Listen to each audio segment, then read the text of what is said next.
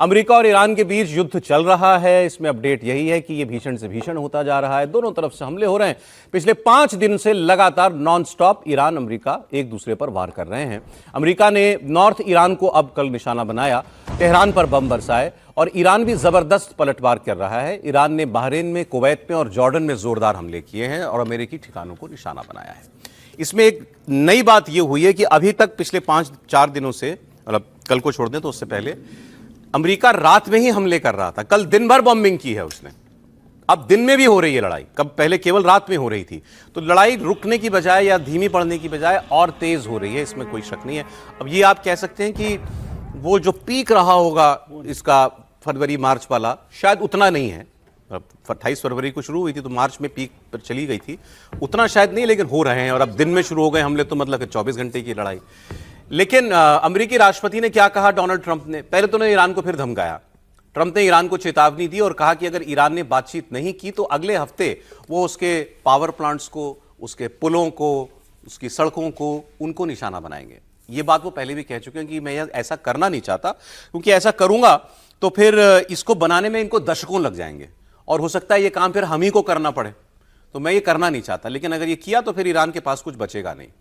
और ईरान क्या कहता है? उसके पास एक अलग टोटका है। वो कहता है तुम हमको मारोगे, अच्छा तुम हमारा ब्रिज गिराओगे, मैं कुवैत का गिरा दूंगा, मैं सऊदी अरब का गिरा दूंगा, मैं बहरीन में गिरा दूंगा, मैं कतर में जाकर के उसकी गैस रिफाइनरी बंद कर दूंगा और उसको बनाने में 20 साल लगेंगे उसको, तब तक तुम कहां चूल्हे पे खाना बनाओगे। ये ईरान का रुख है। वो तो जैसे उस स्ट्रेट ऑफ हॉर्मुज़ उसको मिल गया है, ऐसे वो कहता है कि मैं तो इन देशों को मारूंगा। अगर ये हुआ तो फिर तो कुछ मतलब नहीं है, मतलब फिर तो फिर कहां जाएगी कहानी, फिर कोई नहीं कह सकता। एक आपकी स्क्रीन पर जो पोस्ट चल रहा है, इससे थोड़ी सी उम्मीद बनती है। डोनाल्ड ट्रंप ने एक पोस्ट करके ये बताया, Iran has allowed an American citizen who was wrongfully detained in December 2024। एक उन्होंने कहा कि गैरकानूनी तरीके से एक अमेरिकी नागरिक को 2024 में गिरफ्तार कर लिया था, हिरासत में ले लिया था ईरान ने, under the presidency of sleepy Joe Biden, जब जो बाइडेन राष्ट्रपति थे। अब ईरान ने अलाउ कर दिया है उस महिला को, महिला है, उनको देश छोड़ने की इजाजत दे दी है। She is now safely outside of Iran and in good condition. बाहर आ गई हैं और ठीक हैं। यूनाइटेड, ये इंपॉर्टेंट है, the United states of America appreciates this gesture of goodwill by Iran. President Donald J Trump कह रहे हैं कि हम ईरान के इस गुडविल जेस्चर को, सद्भावना भरे इस व्यवहार को हम पसंद कर रहे हैं, अप्रिशिएट करते हैं। तो ऐसे तो नहीं छोड़ दिया, वो तो 2024 से ईरान के पास है। आप सर बताएंगे इसमें कौन सी डिप्लोमेसी चलती है सर? Prisoner diplomacy?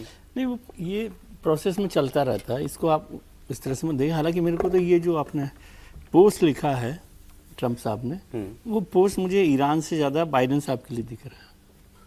सर मैं तो खुश हो गया था इसको पढ़ के कि शायद थोड़ी वही ज़्यादा है डोमेस्टिक ऑडियंस के लिए। नहीं, वॉर के बीच में अमेरिका उनके ईरान अमेरिका के नागरिक को रिहा कर रहा है। वो ठीक है ना, लेकिन वो किस लिए लिखा गया है वो बात है। और ये ठीक है, और ये जेस्चर चलता रहता है। इसको आप ना वॉर के साथ जोड़कर मत देखिए बहुत ज़्यादा।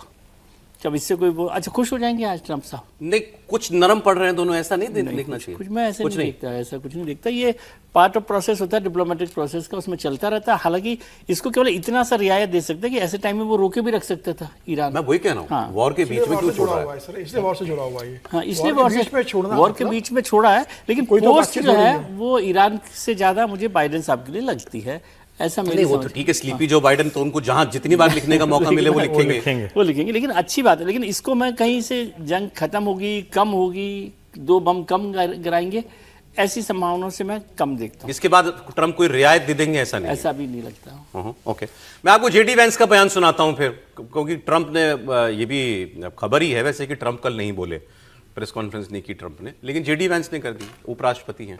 उन्होंने ईरान को धमकी भी दी, लेकिन उन्होंने भी एक लेयर्ड बात की है, मतलब नुआंस्ड बात की है। उनसे सवाल जो भी हो रहा, उन्होंने पूछा कि भाई क्या, कहां तक जाएगी आपकी बमबारी? तो उन्होंने कहा आपको क्या लगता है हम पागल हैं, हम कि बस बॉम्बिंग बॉम्बिंग बॉम्बिंग बॉम्बिंग हम यही करते रहेंगे?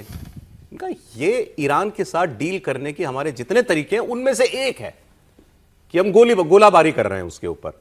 हमने ब्लॉकेड भी लगाया हुआ है, हम बात भी कर रहे हैं। ईरान को पटरी पर लाने के कई तरीकों में से एक है युद्ध। the president has done, I think, very, very capably, is said we're going to use military force in this situation when it's connected to something we're trying to achieve. So if you shoot at ships, we're going to shoot at the facilities at which you used to shoot at the ships. But we're not just going to do something open-ended indefinitely. We're not just going to bomb and bomb and bomb. We're going to try to use our military force as one of the many tools that we have to solve the problem.